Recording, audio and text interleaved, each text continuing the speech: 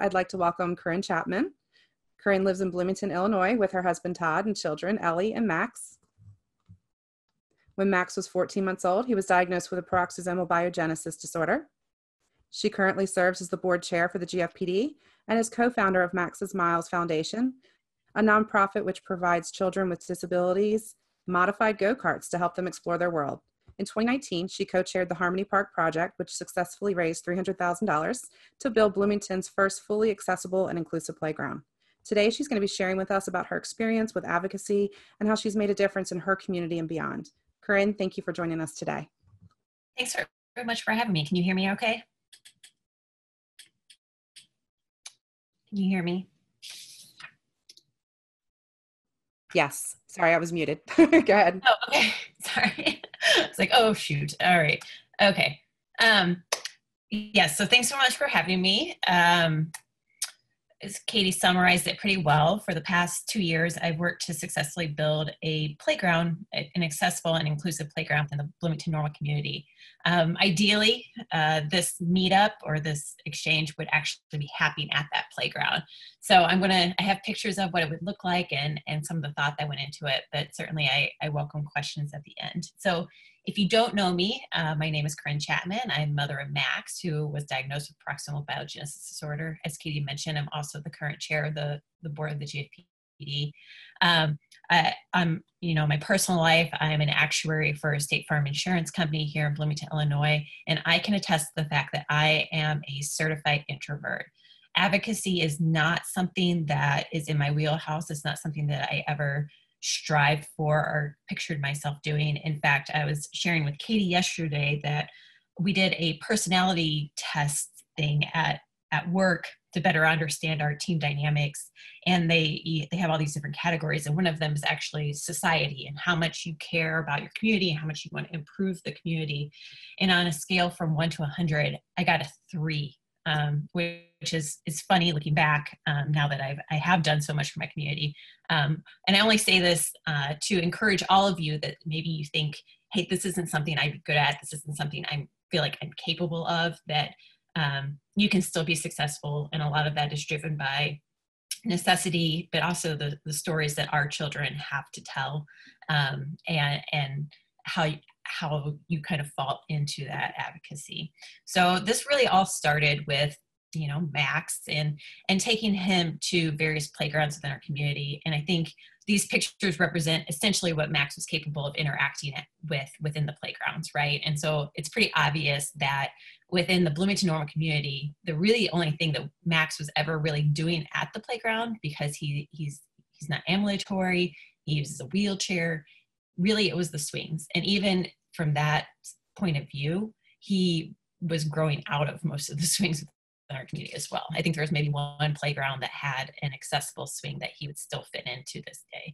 And so about that time, I really started to think about how much it would benefit him to have a playground, just from a selfish perspective, and started thinking about, well, I can't really do that myself. So how can I successfully advocate for something that I know my son needs, and quite frankly, I know a lot of other children within the community need as well. And so I started doing a little bit of research and figured out that within Illinois, so this is really just an Illinois story, but with cities with over 50,000 people, the only 2 communities that did not have an accessible playground locally, so within about 15 miles, were Bloomington and Normal. And so if you know anything about Illinois geography, so I apologize for individuals in England, but Bloomington and Normal are essentially the same city. You can't tell where one ends and one begins, and we have about 200,000 people. So the fact that we had not thought to develop this resource was really a detriment to our community, I felt. And so I started, socializing and networking, and I essentially worked to create a team of partners through Todd and I's nonprofit foundation. So Max's Miles Foundation is a very small foundation. We typically build only about 4 to 5 cars a year. This isn't a huge operation. And so I knew I needed more influential individuals within our community. And so I brought in Mark First, which is an organization that really focuses on adults with disabilities and helping them find employment, but they also have a small pediatric therapy unit. JC's is a national organization really focused on young people and nonprofit work. And then Autism McLean is just a local organization focused on autism. And so bringing them on, helping them understand the statistics and the need, and really realize that there were about 3,000 kids within our community that we felt didn't have a playground that met their needs. And how unfortunate that was, and the impact that it was having on those children, not only physically, but socially. You know, you think about everything that happens at a playground as far as learning to wait in line, learning to take your turn, all those things that these children weren't having access to. So really, before we got started, and because we had so many partners and there were so many ideas floating around about what this playground would look like, what it would include, you know, obviously there are budgetary restraints. I knew that before we even started having conversations, we needed to have some level of guiding principles, right? And this really came through later on when we started thinking about, you know, adding restrooms to the playground, or even I got a lot of pushback because the playground doesn't include a wheelchair swing. So a swing that you would stay in your wheelchair to participate in. And that we didn't include purposely because in Illinois, those have to be fully fenced. And so it stops being inclusive, which I'll get to that later. And so really, I only say that to really highlight the need of having some sort of guiding principles when you have that many partners and you're trying to advocate within your community. And so we really focused on creating a playground that was accessible and safe for everyone. And then we also knew that we didn't just want to build a playground for children with disabilities. We wanted it to be a playground that all children within the community would want to come play at. So a destination playground. And we knew that that was particularly important because one of the main things that we really strove for with this playground was we wanted to bring children that had disabilities and children that were typically developing together and have those relationships and have those interactions, and hopefully use that to build empathy and understanding and kindness. And Bloomington's a fairly divided community a lot of times, and so we really felt like we wanted to use this playground as a crux for building better relationships within the community. And so as we started going out and figuring out what this would look like, we really tried to figure out the W's. And I always throw how in there, it's got a W in it.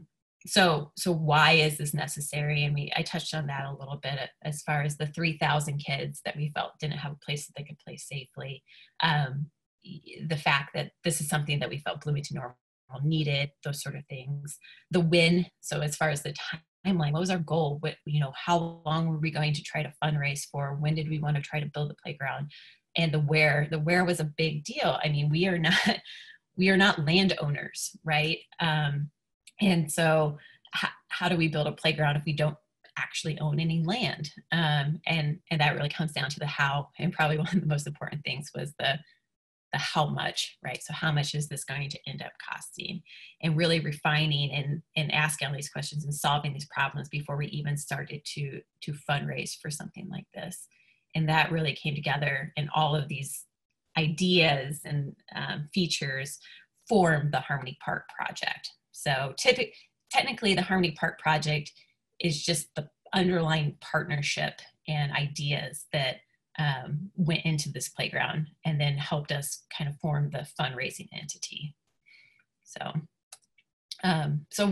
what did it look like, right? So I talked about the why. The when we ended up fundraising for about 2 years. So we started in 2017 and 2018 with a full timeline as far as when we were going to start writing grants, when we were going to start doing presentations, when we scheduled, you know, different events, so the 5K that we put together and those sort of things, and really had that whole timeline laid out before we even went out and started trying to raise additional funds. The where ended up falling into place. I felt like it was serendipitous in a way, in that we started talking to both the town of Normal and the city of Bloomington, which are different entities. But the city of Bloomington came to us and they highlighted a playground on a part of town that needed to be replaced. It had been built in the 1980s, which to my surprise makes it almost 40 years old, that needed to be replaced. And they were just going to replace it with your typical equipment. But as we looked at the site, we realized that it was a pretty large site, which is necessary for an accessible playground. It was close to local trails. We have a large trail that runs north, south, east, west in Bloomington. So it was close to that, making it centrally located. It had good shade trees, it had good parking, it had all of these features that we felt would be necessary if we wanted to build both an inclusive and accessible playground, but also a destination playground as well. So we want to make it large enough to hold all the people that we wanted to bring to this location. And so we struck a deal, kind of a you rub our backs, we'll rub yours, in that they agreed to give us the funds that they had set aside to replace that equipment if we agreed to raise the additional funds. So how that essentially broke down is they were planning on spending about $80,000 to replace that equipment. And so we agreed to raise the additional $250,000 that would then make it accessible. So no small feat, quite a bit of additional funds to make that accessible and inclusive. So this essentially struck a bit of a private-public partnership between the Harmony Park Project and the City of Bloomington to make this playground possible, with the understanding of once we fundraise, they would both build it and maintain it going forward. It ended up working out very well because obviously we, like I said before, we didn't have any land to build it otherwise. So this was helpful of getting it going forward. How the funds ended up breaking down, obviously the surfacing, so having a rubberized surfacing instead of pebbles or bark is actually one of the largest expenses for putting something like this together, with the equipment, and then being the kind of the biggest crux of it, and then fencing.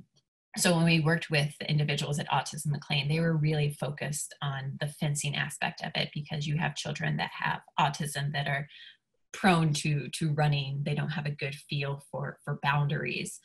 But really, as we thought about it more, I mean, this is something that benefits also parents or grandparents that could have some level of disability, because it provides an additional level of safeness if they have some sort of physical limitation. To be able to take their child to the playground more safely if they are fenced in.